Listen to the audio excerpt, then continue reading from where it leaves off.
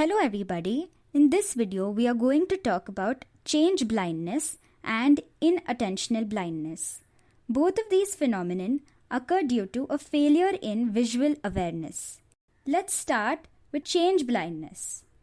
Change blindness is a phenomenon where a visual stimulus is changed, but one fails to detect the change. An example of change blindness is demonstrated beautifully by research.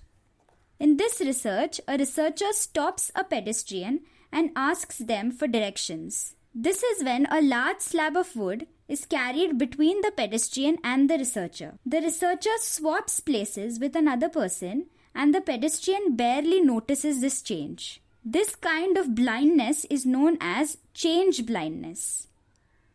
Next, let's talk about inattentional blindness, which is a phenomenon where individuals fail to notice an unexpected change, especially when they're focusing on some other activity. This has been demonstrated in several studies and researches. In one study, people were asked to count the number of times a basketball was passed among players. In the middle of the video, a gorilla walked past the players. Most of the viewers were busy counting the number of basketball passes, and they failed to notice the gorilla which passed by.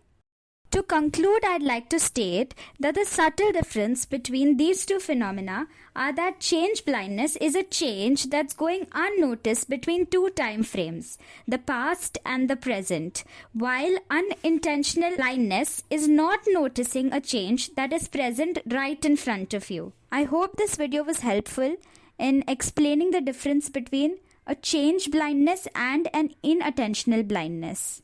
That's all we have for today. Thank you.